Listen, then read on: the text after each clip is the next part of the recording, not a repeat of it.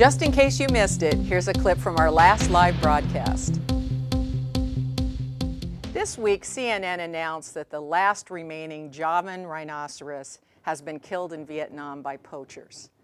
The Javan rhinoceros is now barely hanging on. According to Dr. Christy Williams of the World Wildlife Fund, there are fewer than 50 Javan rhinoceroses left. They're now trying to survive in this very small area in Indonesia.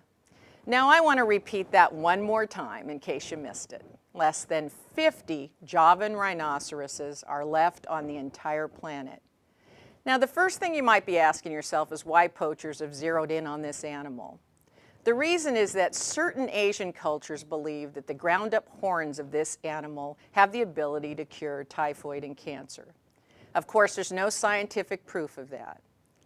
But even though it may sound dubious, just for a moment, let's suspend our skepticism and give them the benefit of the doubt. Let's assume, for the sake of argument, that the cure for cancer will one day be found in the horns of the obscure Javan rhinoceros.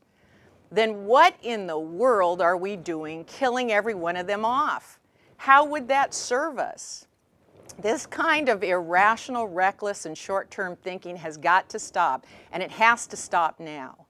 According to Dr. Edward O. Wilson, 22% of all species on the planet will be lost within the next 10 years. Niles Eldridge estimates 30,000 plants and animals a year will disappear. And Paul Ehrlich claims that we're eliminating life forms at a rate that is 7,000 to 13,000 times faster than we have at any other time in human history.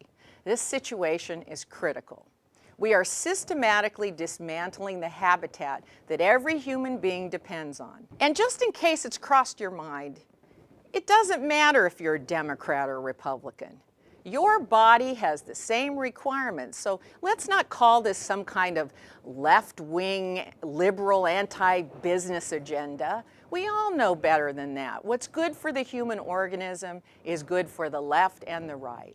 Our bad policy for the week is the tendency of governments to put political and economic crimes ahead of crimes against the human species. Poachers are terrorists. So are corporations, which threaten the clean water, the oceans, the air, the plant and animal life on which we all depend. Think about it this way. Is a radioactive cloud traveling across the ocean from a nuclear plant any less of a threat than a dirty bomb being snuck into the country? I suggest to you that the millions who will die don't care. It makes not one hair of difference. Our bad policy of the week is the myopia, which has allowed leaders to perceive political terrorists as a greater threat to the nation than those who threaten the existence of the entire human species. We have our priorities backwards, folks. Let the planet die at the rate of 3 species an hour, and so goes the United States of America. And that's our bad policy.